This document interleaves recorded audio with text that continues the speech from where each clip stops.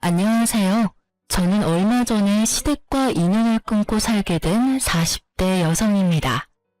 시댁과 연을 끊고 산다고 하면 대다수의 사람들은 그래도 그건 너무하지 않냐, 너희가 좀 참으면 됐을 텐데 하고 이야기를 해요. 그렇지만 인연을 끊게 된 이유를 듣고 나면 그럴 수밖에 없었네 하고 말해요.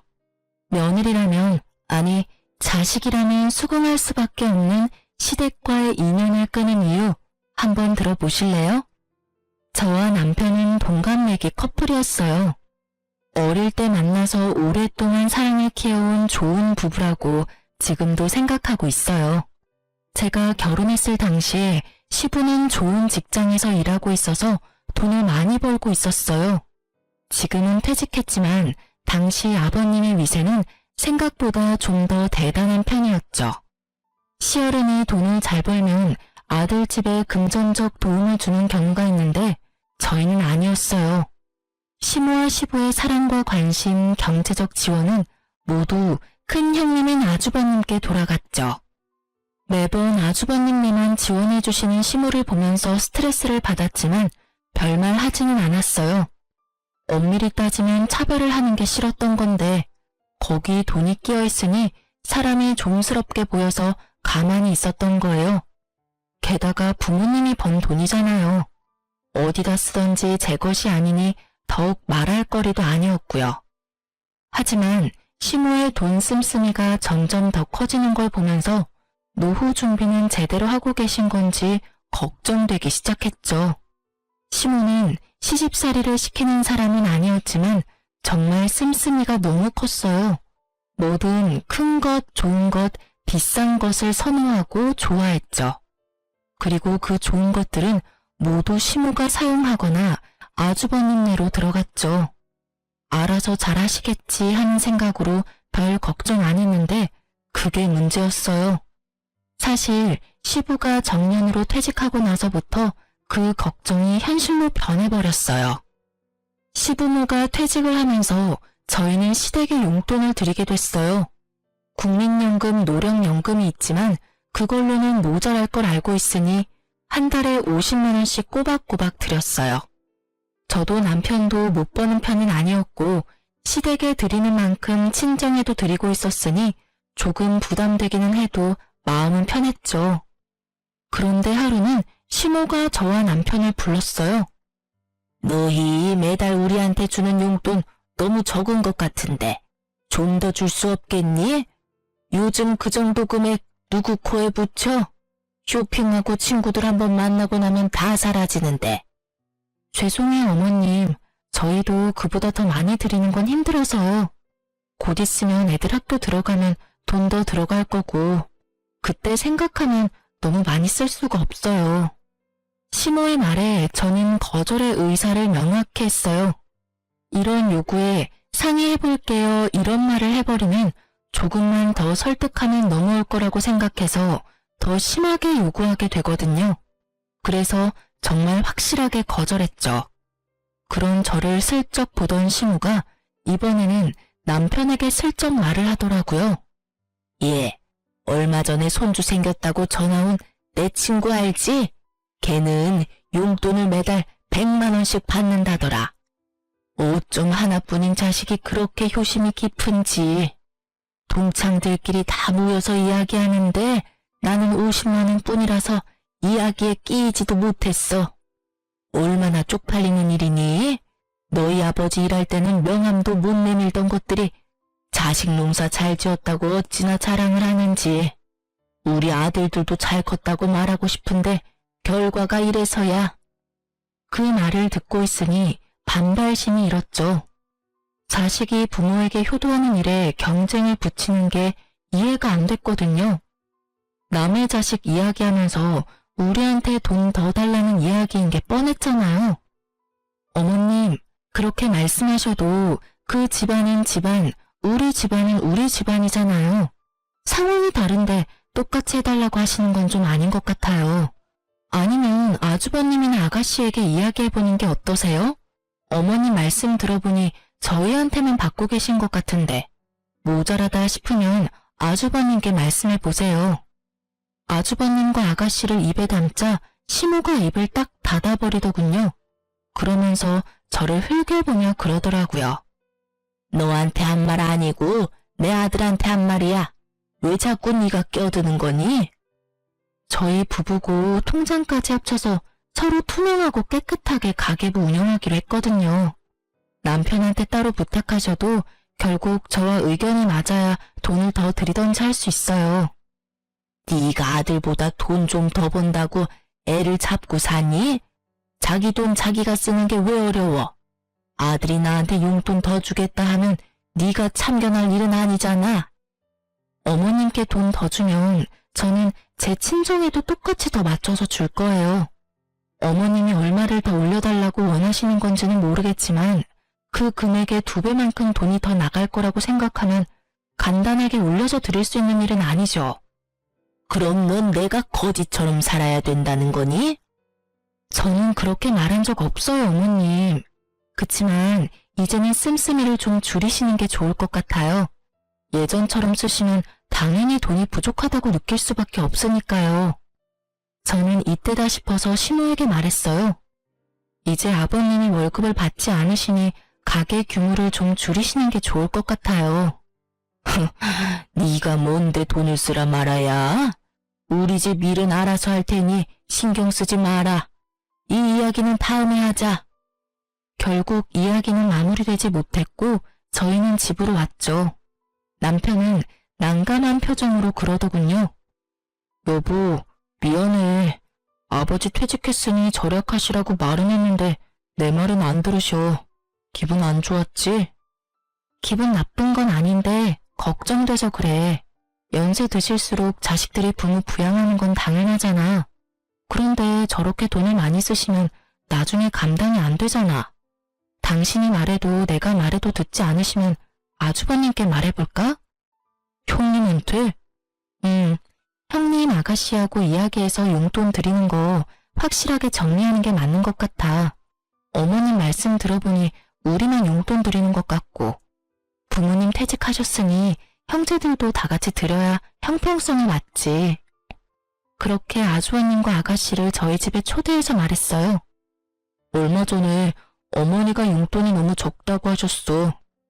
우리는 더 이상 드릴 수는 없다는 입장인데 형님이랑 동생 생각은 어떤지 물어보려고 부른 거야. 두 사람은 어머니한테 용돈 드리고 있어? 나도 드리고 있지. 우리 집은 30만 원 드려. 아, 나도 30씩 드리고 있지. 드리고 있다고? 게다가 다들 30만 원씩. 아, 시모가 우리에게 거짓말을 제대로 한 거였어요. 3명 합치면 110만 원씩 용돈을 받고 있었는데 저희한테는 다른 자식들한테는 돈 안 받는 것처럼 말하고 저희가 적게 주는 것처럼 말했으니까요. 이 순간에는 저도 살짝 화가 났어요. 우리가 제일 많이 내고 있었는데 왜 우리한테 돈을 더 요구한 건지 그 생각이 궁금할 정도였죠. 왜 그래? 너희는 어머니한테 용돈 얼마 주는데? 우리는 50만 원씩 드리고 있었는데 왜 우리한테 돈을 더 달라고 하신 걸까? 돈 많이 번다고 자랑질이네. 재수씨 돈 많이 벌잖아. 많이 버는 만큼 내면 되지. 뭔 불만이야? 형이 그런 말 하는 건 아니지. 여태껏 부모님한테 받은 것만 보면 형이 더 많이 내야지 맞는 거 아니야? 어머니 돈 쓸 때 형한테만 썼는데 왜 우리가 더 내? 우리가 더 내는 걸 당연하게 생각하는 형님 말을 보고 남편이 화를 냈고 저는 말렸어요. 야, 잘 벌면 좀 더 내면 되지. 뭘 그것 가지고 예민하게 반응해? 마누라 처가댁 생각하는 것도 적당히 좀 해. 우리 식구나 잘 챙기라고. 용돈 더 달라고 한다고 우리 모아서 뭐 할 건데? 더 달라 하시면 더 드려. 너한테 이야기한 것도 너희가 더 줄 수 있을 것 같으니까 말씀하셨겠지. 그래서 우리한테 다 떠넘기면 형은? 형은 더 해줄 생각도 없이 나한테 더 내라고? 난 못해. 다들 30씩 내고 있으니 똑같이 30씩 내던지 아니면 형이랑 동생이 20씩 더 올려서 다 같이 50을 내던지. 야, 난 30씩 드리는 것도 버거워. 그럼 결정됐네. 나도 30씩 낼게. 그럼 되잖아. 내가 뭐하러 형보다 더 많이 내? 내가 받은 게 형보다 훨씬 없는데. 결국 그날은 서로 기분이 상한 채 대화는 종료됐고 남편은 열이 완전히 받았죠. 그리고 저도 아주버님의 행동에 질리기는 마찬가지였어요. 우리한테 모든 걸 미루는 것도 열받았지만 저한테 빈정대듯 말하는 것도 짜증났거든요. 그날 이후 저와 남편은 시모에게 용돈을 주는 날 시모 집으로 찾아가서 말했어요. 어머님, 저희 아주버님이랑 아가씨랑 이야기해봤는데 다들 30씩 드리고 있었다고 하더라고요. 그래서 저희가 내는 만큼 올려서 드리자고 했더니 버겁다고 하셔서 모두 30 맞춰서 드리기로 했어요. 뭐? 웃기는 애들이네. 50씩 주던 걸 왜 30으로 낮춰서 줘? 저희가 어머님한테 많이 드리면 아주버님이 뭐가 되겠어요? 아무리 그래도 어머님 사랑 제일 많이 받은 장남인데 우리보다 덜 주면 기분이 많이 상하실 거잖아요. 그리고 형제 자매들끼리 이런 돈 문제는 확실하고 차별 없이 하는 게 문제가 생기지 않거든요. 그렇잖아도 아주버님께서 저랑 남편한테 돈 많이 버는 거 자랑하냐고 그러시더라고요. 자랑하려고 50만 원씩 드린 건 아닌데 듣는 사람 입장에서는 그런 생각이 드나 봐요. 그래서 30만 원으로 줄인 거니까 어머님이 이해 좀 해주세요. 그래도 줬다가 다시 줄이는 건? 아주버님 생각도 해주세요. 저희만 좋자고 계속 많이 내면 아주버님도 아가씨도 기분 안 좋을 거예요. 이해해주세요. 제 말에 시모는 아무 말 못하더군요. 저희를 속인 데다가 아주버님의 생각까지 듣고 나니 더 달라고 요구는 못하겠나 보더라고요. 그러다가 저희한테 물어보더군요. 너희 그럼 친정에도 적게 주니? 네, 저희 친정에도 30만 원으로 줄여서 드린다고 했어요. 친정에서는 별말 없으셨거든요. 달라고 해서 드리는 것도 아닌데 너희 주는 대로 받겠다고 하셔서 공평하게 줄여서 드리기로 했어요. 그 말을 듣고서는 아예 포기한 것 같더군요. 결국 시모는 용돈 더 달라고 했다가 용돈이 도리어 줄어들어 버렸죠. 차라리 용돈 올려달라 말하지 않았으면 계속 50씩 받을 수 있었을 텐데 괜히 욕심내시는 바람에 도리어 20만 원 줄게 됐으니 그렇다고 형제들 다 30씩 주는데 저희만 50 드리는 것도 그렇고 결국은 이렇게 정리되어서 저희는 참으로 다행으로 생각했어요. 그 이후로 시모는 더 이상 저희에게 용돈을 요구하지는 않았어요. 하지만 뭔가 사야 할 때면 연락 와서 사달라고 하는 경우가 더 늘었죠. 용돈은 용돈대로 쓰고 필요한 건 필요한 대로 저희한테 사달라고 하시는 건데 그것도 나중에는 형님과 아가씨에게 말해서 돈을 거뒀더니 나중에 시모가 그 사실을 알고 나서는 요구하지 않더군요. 아주버님이 뭐라고 하셨는지 아니면 아주버님 고생시키는 게 싫었던 건지는 모르겠지만 저희 생각을 해서 그런 건 아니라 생각하니 참으로 마음이 착잡했어요. 그렇게 시모의 낭비가 사라지는 건가 싶던 어느 날 시모가 저희를 시댁으로 불렀어요. 너희도 알다시피 이 집 너무 좁아서 이사를 가야 하는데 돈이 좀 부족하구나. 너희 집보다 3억 정도는 더 줘야 들어갈 것 같은데 너희가 돈 좀 보태주지 않을래? 그냥 공짜로 내라는 건 아니야. 너희가 돈 보태주면 새로 이사할 집 너희에게 줄게. 어떠냐? 저는 솔직히 이해가 가지 않았어요.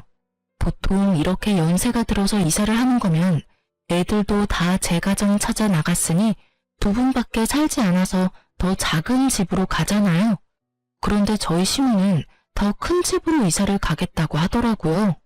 두 분이 살 건데 더 좋은 동네, 더 비싼 집을 찾는 거 보니 시모의 낭비벽이 사라진 게 아니라고 생각했죠. 그렇지만 이야기를 들어보면 나쁜 이야기는 아니었어요. 저희는 시댁 친정 도움 없이 저희 돈으로 전세로 신혼집을 마련했거든요. 그래서 언젠가는 자가를 가져야 하는데 이 집을 살 때 돈을 대주고 그 집 명의를 얻을 수 있는 건 도리어 더 낫겠다는 생각이 들었죠. 그렇지만 저희도 마냥 돈을 드릴 수는 없었어요. 시모의 낭비벽을 알고 있으니까요. 어머님, 좀 더 작은 평수로 가면 돈 안 빌려도 되는데 굳이 큰 집으로 가시려는 이유가 있을까요? 나더러 이거보다 더 좁은 집에서 살라는 거니? 나는 그런 닭장 같은 데서는 못 살아. 공짜로 해달라는 것도 아니고 너희 집으로 명의 돌려준다니까. 일단 살 때는 내 명의로 하더라도 나랑 네 아버지 돌아가시면 그 집 네 집 될 건데. 남편과 상의하고 저희는 돈을 빌려드리기로 했어요. 물론 그만큼의 목돈이 있는 건 아니고 저희가 가진 목돈을 다 넣으면 저희가 급할 때 쓸 돈이 없으니 대출을 진행하도록 하고 저희가 그 대출금을 갚는 형태로 하기로 했죠. 대신 조건을 걸었어요. 차용증을 꼭 쓰도록.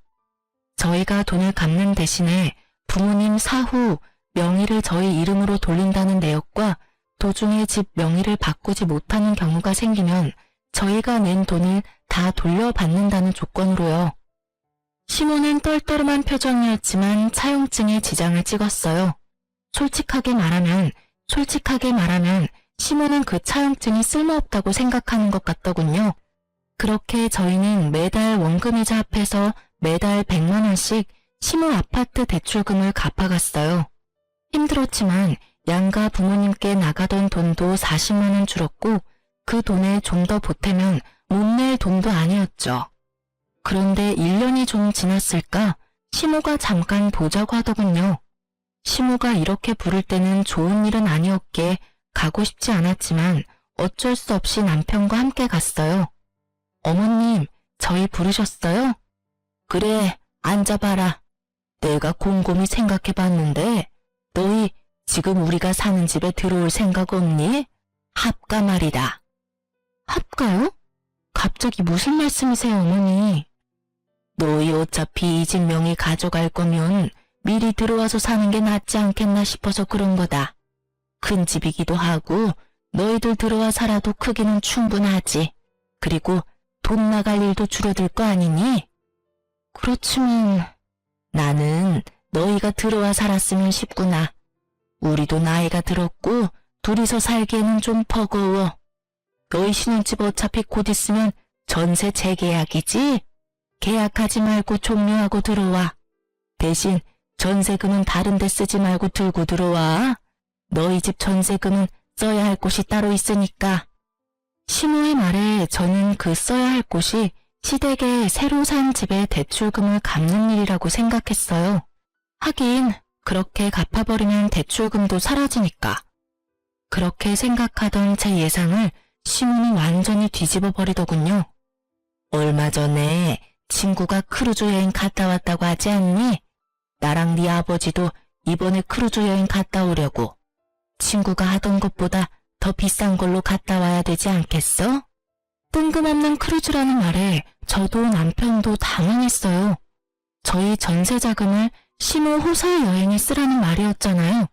제 귀를 의심했죠. 어머니, 무슨 크루즈 여행 다녀온다고 합가를 해요. 여행이면 모아놓은 돈으로 가시면 되잖아요. 모아놓은 돈이 어디 있어? 생활비 쓰느라 다 써버렸는데. 게다가 너희는 용돈도 쥐꼬리만큼 주면서 너희가 나한테 할 말은 아니지 않니? 너희가 용돈이라도 두둑하게 주면 또 몰라도 고작 100만 원 안 되게 주면서 무슨 여행이야? 집에 쓸 돈도 없는데. 어머님, 연금에 저희가 드리는 용돈까지 합치면 한 달에 300 정도 되잖아요. 그런데 그게 모자라다고 하시면. 모자라다면 모자란 줄 좀 알아. 그래서 너희 전셋집 팔고 우리 집에 들어올 거니? 못 가요. 세상에 그런 이유로 합가를 하는 가족이 어디 있어요? 그리고 제가 몇 번이나 말씀드렸잖아요. 소비 좀 줄이시라고요. 도대체 크루즈 비용을 얼마를 쓰시길래 저희 전세금까지 필요할 정도냐고요. 못해도 두 사람이서 가려면 몇천 정도는 필요하지 않겠어? 거기서 입을 옷들, 장신구들, 가방 그런 것들부터 사고 들어가서 식사 비용이나 이런 것도 만만치 않게 돈이 드는데. 어머니, 제발 좀 그만하세요. 아버지 돈 한 푼 안 벌고 계시는데 돈을 그렇게 써요? 돈이 하늘에서 떨어진다고 생각하세요? 저희는 못해요. 두 번 다시 그런 이유로 저희한테 합가하자고 하지 마세요. 저보다 남편이 더 화내며 시모에게 한바탕 하자 시모 얼굴이 정말 차갑게 가라앉더라고요. 너희 거절했지? 그럼 나도 내가 알아서 하마. 자식 새끼 잘못 둔 게 죄지. 부모 호강은 못 시켜줘도 여행 한 번 정도는 보내줄 거라고 생각한 내 애가 바보야. 저런 것도 자식이라고 애 낳고 미역국을 다 먹고. 돌아가 봐라. 너희 앞으로 볼 일 없을 테니까. 결국 시모에게 그런 이야기를 듣고 저희는 집으로 돌아왔어요. 남편은 흥분해서 열을 올렸지만 저는 슬슬 걱정이 되더라고요. 알아서 하시겠다는 말이 뭔지 몰라서 궁금해졌거든요. 무엇이든 상상 이상을 보여주는 시모라서 정말 몇 날 며칠을 끙끙대며 시모의 다음 행동을 예측했는데 몇 달간 시댁이 조용했어요. 시모에게 안부차 매주 전화를 드렸었는데 그날을 기점으로 전화도 받지 않으시더라고요. 그래서 저는 남편에게 말해서 아주버님께 시모가 어디 있는지 물어보라고 했죠. 형님, 어머니 연락이 안 돼서 그러는데 어디 가셨어요? 얼마 전에 크루즈 여행 간다고 두 분 같이 가셨어. 꽤 긴 일정이던데 거의 한 달 일정이더라고. 금액도 엄청 들었어. 결국 크루즈 여행 가셨네요. 혹시 형님한테도 여행 보내달라고 하시던가요? 그래, 그래서 결국 내가 돈 마련해서 보내드렸어. 너무 좋아하시더라. 돈은 좀 많이 들긴 했지만 그래도 좋아하시는 거 보니까 마음이 좀 편해졌지. 그 말에 저는 안심하면서도 당황했어요. 아주버님네가 그리 넉넉지 못한 상황인 걸 알고 있었는데 그 크루즈 여행에 들 돈을 어떻게 마련했을까 싶었거든요. 그래도 아주버님이 효도 차원에서 그렇게 했다면 뭐 못할 것도 없지 않았겠나 싶었어요. 여태껏 시모에게 받은 것도 많은 장남이니 솔직하게 말해서 받을 만큼 돌려드렸다면 가능했을 금액이라고 생각했거든요. 그렇게 전화를 끊고 그 일에 대해 잊었어요.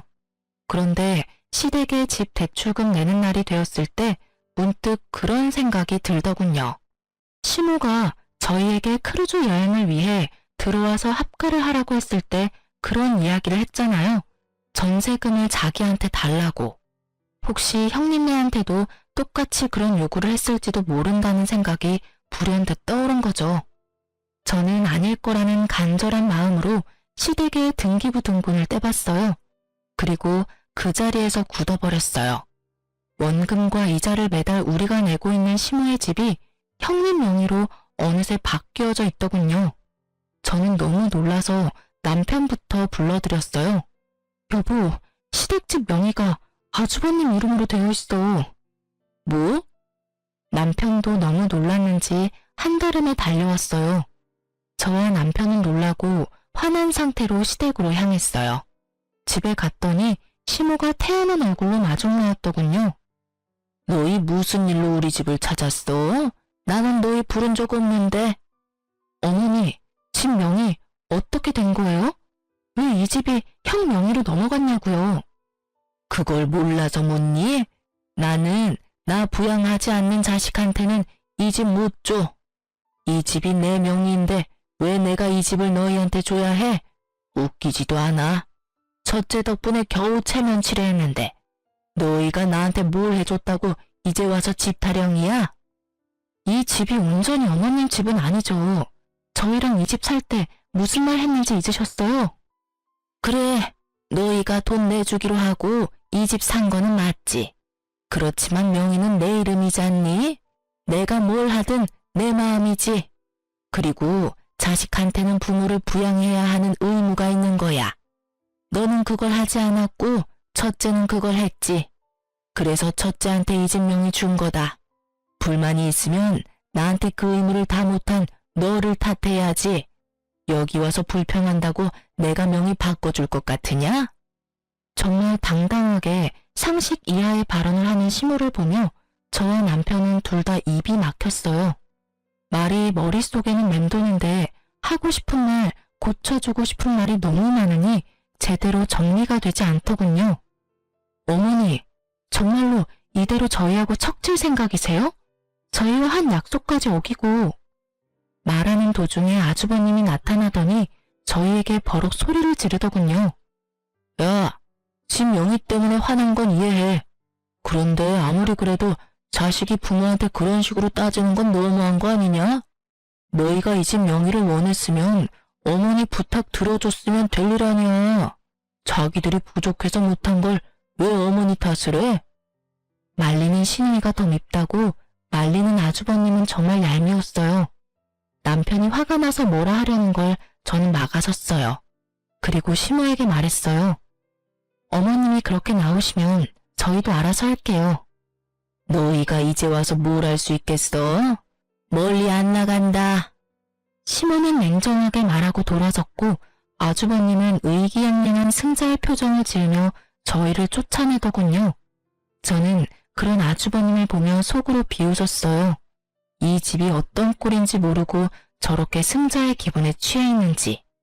이제 곧 나락으로 떨어질 생각을 하니 웃겼죠. 저와 남편은 시모와 헤어지고 그날부로 내고 있던 원금과 이자를 내지 않았어요. 사실 여태껏 시모의 통장에서 대출금이 빠지고 있었거든요. 저희가 대출금을 내지 않아도 저희한테는 아무런 문제도 발생하지 않거든요. 당연히 대출금이 상환되지 않으니 시모에게 연락이 갔더라고요. 저는 당연히 저희 대출금을 아주버님이 이어서 낸다고 생각했는데 그게 아니었던지 시모에게서 연락이 왔어요. 너희 대출금 왜 안 내줘? 부모님, 저희가 대출금을 왜 내요? 아주버님 명의로 넘어갔으니 아주버님이 내셔야 맞는 거죠. 어머님한테 그렇게 잘하는 아주버님이시니까 잘 내주시겠죠. 시모의 반응을 보니 그 집에 대출이 걸려있다는 것도 이야기하지 않은 눈치더라고요. 저는 그런 시모에게 한 가지 더 말했어요. 그리고 어머님, 그 집에 저희가 낸 대출금 이자랑 원금요. 거의 2년 동안 내서 거의 2,500 정도 되거든요. 그거 다 돌려주셔야 해요. 차용증 내용 기억하시죠? 돈 빌려드리는 대가로 집 명의 주시는 거였고 집 명의가 부득이하게 바뀌지 못하면 저희가 낸 금액 그대로 돌려주신다고요. 가족끼리 돈 주고받은 건 법적으로 효력이 없어. 넌 그것도 모르니? 그렇게 생각하시고 지장 찍으신 거예요? 그런데 어떡하죠? 가족 간 차용증도 법적 효력 있기는 해요. 그래서 제가 매달 어머님께 꼬리표 달린 돈을 통장으로 넣어드렸잖아요. 빌려드리는 돈이라고 한눈에 알 수 있도록. 통장 이체 내역도 있고 차용증도 세세하게 작성되어 있어서 돈 돌려주시지 않으면 변호사 사무실 찾아갈 거예요. 준 돈은 돌려받아야 하잖아요. 만약 어머님이 안 주신다면 아주버님께 찾아가서 말씀드릴 거예요. 그래도 괜찮으세요? 시모가 잠깐 생각하더니 그러라고 하더군요. 이미 형님은 어머님에서 합가하여 같이 지내고 있으니 어쩔 수 없이 돈을 갚기는 해야 할 거라는 생각이 든 것 같더라고요. 그래서 저는 아주버님께 전화를 했어요. 제주씨, 바쁘니까 나중에 들으시면 후회하실 거예요. 그 집 혹시 대출금 끼고 있는 집인 거 알고 있으세요? 알고 있지. 어머니가 갚고 계신 걸로 아는데. 그럴 리가 있겠어요? 그 대출 사실 저희가 갚고 있었거든요. 어머님이 그 집 살 때 저희한테 돈 보태면 그 집 명의 저희한테 돌려주신다고 하셔서요. 그래서 지금 나한테 따지려고 전화했어? 그럴 리가요. 이미 명의 넘어갔으니 저는 별로 상관없어요. 그런데 문제가 하나 있거든요. 저희가 그 대출금 이제부터 내지 않을 생각이고 이미 낸 것도 다 돌려받을 생각이라서요. 대출이 얼만데? 집 시세 생각하면 그리 큰 돈은 아닐 건데. 대출 지금 한 달에 100만 원씩 꼬박꼬박 들어가고 있어요. 그리고 여태껏 낸 금액은 2,500만 원 정도 되는데 어머님이 못 갚겠다고 하시더라고요. 그러니 어쩔 수 없이 그 집 명의자인 아주버님께 돈 달라고 하는 거고요. 뭐? 달에 100만 원? 그렇게 많이 들어갈 리가 없는데. 너 우리 속이려고 하면. 속일 생각 없고요. 그건 어머님 대출 계약서 보시면 아실 거예요. 집 살 때 대출 받았으니까. 거기에 원금이자 명확히 적시되어 있을 거예요. 왜 돈이 그렇게 돼? 계산이 맞지를 않잖아. 어머니 전에 살던 집 가격 생각하면 그 정도나 빌릴 필요가 없어. 네, 집값만 계산하면 그렇죠. 그런데 아주버님은 모르셨나 봐요? 어머님이 전에 살던 집을 담보로 돈을 빌리셨더라고요. 뭐? 깜짝 놀라는 목소리를 들으니 정말로 모르는 눈치였어요. 모르셨나 보네요. 어쨌든 어머님은 아주버님께 돈 받으라고 하니 그렇게 진행하려고요. 일단 빌려드린 돈 2,500만 원은 어머님이 갚으셔야 하는데 어머님 돈이 없으니 같이 살고 계신 아주버님께서 갚아주셔야겠어요. 2,500이 대출금까지. 아, 재수씨, 우리가 지금 그런 돈을 낼 만한 상황이 아니야. 말했잖아. 어머니랑 아버지 크루즈 여행 간다고 돈을 너무 많이 쓰셨다고. 게다가 지금 어머님이 쓰고 계시는 돈만 해도. 그건 저희가 알 바는 아니죠. 그런 거 다 감수하고 어머님이랑 같이 살기로 하신 거 아니에요? 어머님 낭비벽 있으신 거 몰랐던 것도 아니면서. 그리고 저희는 만약에 이 돈 돌려받지 못하면 변호사 찾아가서 소송을 걸든 뭘 하든 다 해볼 생각이에요. 부양하고 계시니까 그분이 친 사고는 잘 처리해 주실 거라 믿어요. 변호사 이야기까지 하니 아주버님도 살짝 놀란 것 같더라고요. 이렇게 강하게 나올 거라는 생각은 못했겠죠. 아주버님이 잠시 고민하더니 저녁에 시댁으로 오라고 하더군요. 같이 모여서 어떻게 할지 상의하자고요. 그날 저녁에 시댁에 갔는데 정말 웃기지도 않은 개그쇼를 보는 것 같았어요. 어머니, 왜 둘째한테 돈 빌리고 있는 거 이야기 안 하셨어요? 대출이 있다는 걸 알았으면 저도 집 팔고 여기 들어오는 일 없었을 거라고요. 이 집이 탐나서 들어오겠다고 한 건 너였잖니? 이제 와서 지금 부모한테 화풀이야? 예, 화풀이에요. 도대체 이 집에 잡혀있는 대출금 하며 어머님이 평상시에 쓰는 돈까지 제가 얼마나 힘들게 사는 줄 아세요? 와이프 얼굴 보기도 겁난다고요. 나한테 화내지 말고 둘째한테 이야기해. 얘네들이 대출금 내주기로 했으면서 안 내주는 거니까. 그래, 너희도 그래. 어머니한테 준 돈 2,500 어떻게 나한테 그렇게 악착같이 받으려고 하냐? 솔직히 나도 어머니한테 당한 건 마찬가지잖아. 저희랑 아주버님은 시작이 다르잖아요. 저희는 어머님 지원 한 푼 없이 결혼했고 아주버님은 어머님한테 집 받으셨잖아요. 그 집 팔고 들어오신 거면 어머님도 아주버님도 돈 꽤나 남았을 텐데 뭐가 그렇게 아쉽고 억울하세요? 그렇게 치면 여태껏 아무것도 받은 것 없이 부양만 해야 했던 저희는 뭐가 돼요? 아니, 아직까지 그런 걸로 따지면 솔직히 어머니한테 내가 받은 게 많다고 생각하는데 그렇지만도 않아. 우리도 그렇게 많이 받은 거 없어. 집도 이번에 팔면서 적 잡았어.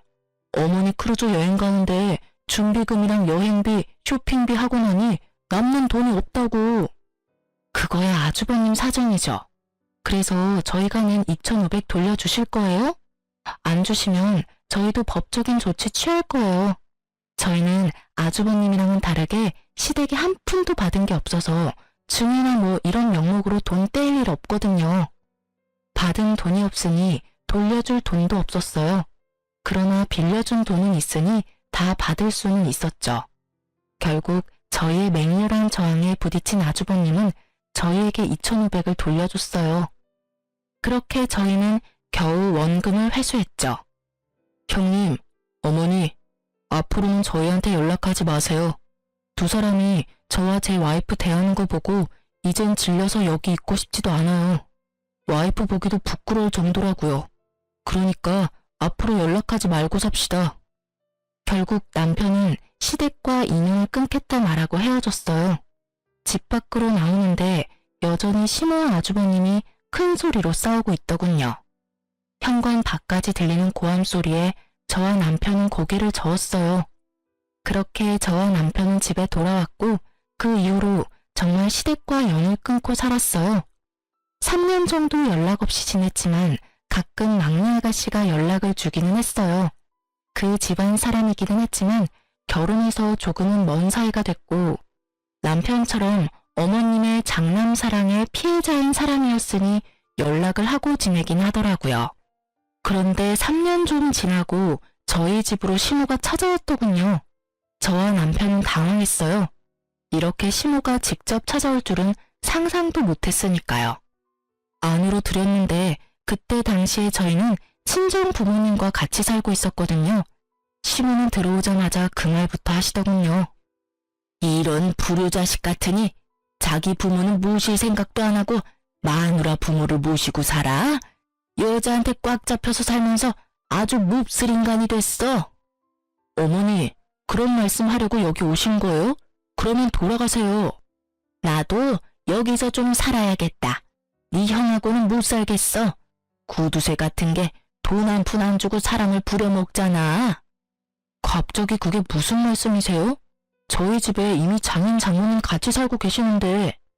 그거야 내 알 바가 아니지. 여기 네 집이잖아. 그러면 내가 내 아들 집에서 지내겠다는데 누가 뭐라고 할 거야? 너도 내 자식이면 당연히 부모 모실 생각이나 해야지. 치마폭에 쌓여가지고는 사내 새끼가 돼서 이게 무슨 꼴이야? 제 꼴이 어때서요? 어머니, 자식 이용해 먹으려고 했던 사람이 어머니 자신인 거 잊으셨어요? 형님하고 무슨 일로 틀어져서 저한테 찾아와서 괴롭히는 건데요. 저는 어머니랑 같이 살 생각 전혀 없으니까 나가주세요. 너 어떻게 이런 식으로 대해? 너도 내가 돈 없다고 무시하는 거야? 이래서 내가 명의를 먼저 줘버리는 게 아니었는데 네 형도 그렇고 너도 그렇고 사람이 어떻게 그렇게 냉정하니? 네 형은 나를 아주 범죄자 취급을 해. 매번 크루즈 여행 보내준 거, 집 대출금 이야기하지 않은 거, 그런 말 하면서 나한테 화만 내고. 나도 할 말 많아. 내가 지한테 얼마나 많은 걸 해줬는데 어떻게 그놈이 나한테 이런 모욕을 줘?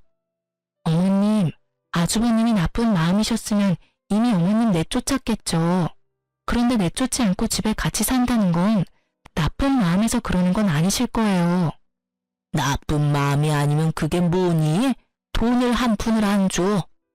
친구들 만날 때 옷 좀 사입으려고 했더니 고작 그것도 못하게 맞고 한 달에 용돈을 꼴랑 30만 원만 주는 게 너무하잖아. 게다가 너희도 그래. 꼴랑 집 명의 바꾼 걸로 마음 상했다고 부모한테 주는 용돈을 안 주면 어떡하니? 어머니, 저희도 연락 없었지만 저희한테 연락 주신 적도 없는 게 어머니예요.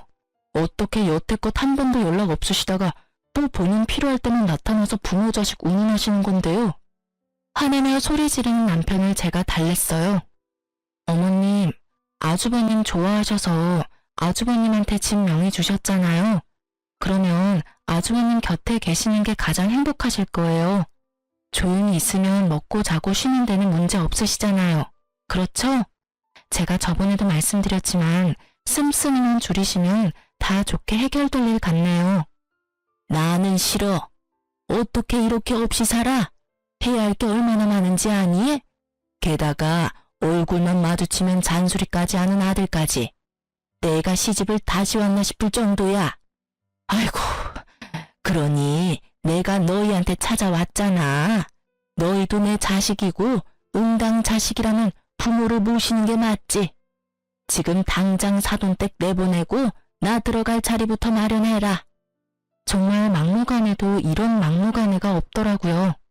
시모가 아주버님네서 어떻게 지냈는지 아가씨에게 들어서 잘 알고 있던 우리는 지나가던 개에 물린 느낌이었어요. 아주버님의 분노가 대단하다고 하긴 하더라고요. 멀쩡한 집까지 팔고 그 돈으로 시모 크루즈 여행 보내주고 대출빚 남은 집 얻은 웃긴 모양새가 됐잖아요. 더 큰 집에서 편하게 살 줄 알았는데 그 집에는 대출이 가득 잡혀 있었고 사람 잡는, 아니 돈 먹는 어른까지 있었으니 말이죠. 한 달에 100만 원을 넘게 혼자서 쓰는 시모 때문에 아주버님이 화를 낸 적이 한두 번이 아니라는 이야기도 들었으니까요. 결국 모든 용돈 회수하고 집에서 집안일이나 하라는 아주버님 말에 반발해서 온 곳이 저희 집이라니. 저희에게 오면 저희가 무조건 받아줄 거라고 생각한 것 같더라고요. 저희는 그럴 생각이 눈꼽만큼도 없었는데 말이죠. 시모가 와서 이렇게 막무가내로 굴기 전에는 남편도 마음이 좀 약해지는 눈치였었어요. 그래도 어머니잖아요. 그런데 우리 집에 와서 저렇게 밀어붙이는 시모를 보며 남편은 자신의 기억이 많이 미화됐었다는 걸 깨달은 모양이더군요. 게다가 시모는 저희 집에 오기 전에 아가씨 집을 먼저 갔었어요. 아가씨가 이야기를 해줬거든요. 그래서 저희 집은 안 오겠거니 생각했었어요. 저희와는 워낙 큰 트러블이 있어서 오지 않을 거라고 추측했었거든요. 그런데 결국 저희 집까지 찾아온 걸 보면서 남편은 더 열받은 거죠. 우리한테 정말 오기 싫었는데 장남이 있는 집이 너무 싫어서 우리한테라도 빌붙으려고 온 것 같은 모양새라 남편은 더 용서 못하는 것 같더라고요. 여태껏 형님 들러리로 살았고 시모에게 그럴듯한 애정도 받지 못한 채 컸는데 자기를 부양하라는 의무만 요구하니 화가 날 수밖에요. 남편이 무척 차가운 얼굴로 시모에게 말했어요. 하늘이 두 쪽 나도 제가 어머니 모실 일은 없을 테니 집으로 돌아가세요. 왜 삼남매들 모두 어머니를 모시기 싫어하는지 이유를 본인이 곰곰이 생각해 보시고요. 그리고 한 가지 더 말씀드리는데 형님한테 그만큼 돈 많이 쏟아부었으니 형님한테만 부양해달라고 하세요. 다른 자식들 여태껏 찬밥 신세로 만들고 평생 자식 이용해 먹으려고만 하셨잖아요. 대학도 제가 벌어서 들어갔고 결혼도 제가 벌어서 했어요. 결혼 후에도 저희한테 돈만 요구하셨잖아요. 염치라는 게 있다면 저희한테 와서 될 일은 아니죠. 우리가 무슨 이유로 어머니랑 연 끊은 건지 잊으셨어요? 어머니가 형님만 자식으로 생각했듯이 저도 부모 없는 셈 치울 테니까 여태껏 해왔던 대로 연락 없이 지내요. 결국 남편은 아주버님께 전화해서 어머니 모시고 가라고 했어요. 아주버님은 너희가 모실 수 있으면 모시라는 식이어서 남편이 또 화를 낼 수밖에 없었죠. 시모가 집을 나가버리기를 원하는 아주버님의 모습에 남편은 시모를 직접 차로 태워 시댁으로 데려다 줬어요. 2번 다시 찾아오지 말라고 이번에 찾아오면 진짜 호적파고 나가버릴 거라고 으름장을 놔버리더군요. 그렇게 강하게 반발하는 남편의 모습을 처음 봤는지 너무 놀란 시모는 그 이후로 연락을 하지 않았어요. 아가씨가 시모 소식 전해주려고 할 때마다 남편은 어머니 이야기 입 밖에도 내지 말라며 화를 내니 할 수가 없는 거죠. 아주버님네와 시모의 싸움에 등 터지는 아가씨는 그나마 저한테 시모와 아주버님의 근황을 알려주더군요. 시모가 화려하고 사치스러웠던 생활을 잊지 못하고 결국은 아주버님 카드로 카드론을 받아 쓴 바람에 아주버님에게 혼나고 지금은 조용히 식모처럼 살고 있대요. 한 번만 더 돈 때문에 사고치면 시모가 가지고 있던 비싼 물건들 다 팔아치워 버린다고 했대요. 그리고 시모는 요양원에 데려다 주겠다고 말했다더라고요. 결국 시모는 아주버님 말에 꼬리 내리고 얌전히 식모처럼 살고 있고 아주버님네는 집 대출금에 어머님이 빌린 카드론까지 갚으며 전전긍긍 살고 있대요. 와이프 눈치 엄청 본다고 하더군요. 하긴 형님도 속이 뒤집어지겠죠. 시댁 재산 자기 걸로 만들어 보려다가 결국에는 멀쩡한 집 팔아서 대출금 가득한 집을 얻은 데다가 시어른과의 합가까지 해서 수발까지 들어야 하니 말이죠.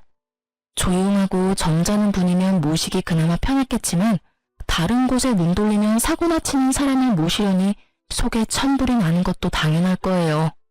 그렇지만 두 사람 모두 뿌린 대로 거둔 거라고 생각해요. 우리를 이용하려 했던 시모나 그런 시모를 이용하려 했던 아주버님이나 자기들이 만든 결과죠. 글을 쓰면서도 그때를 생각하면 화가 많이 나요. 돈에 환장한 시모를 떠받들며 살았다면 지금쯤 저희도 거짓골을 면하지 못했을 테죠. 얼마 전에 시댁 이야기를 들은 김에 생각이 나서 글을 써봤어요. 시댁과 이런 일로 부딪히는 일은 많을 거예요. 저희는 휘둘리기 싫어서 인연을 끊는 방법을 선택했죠. 이게 나쁘다고 생각하는 사람들도 있어요. 하지만 당해보지 않은 사람은 그 스트레스를 모르죠. 긴 글 읽어주셔서 고맙습니다. 스트레스 받지 말고 즐거운 하루 보내세요.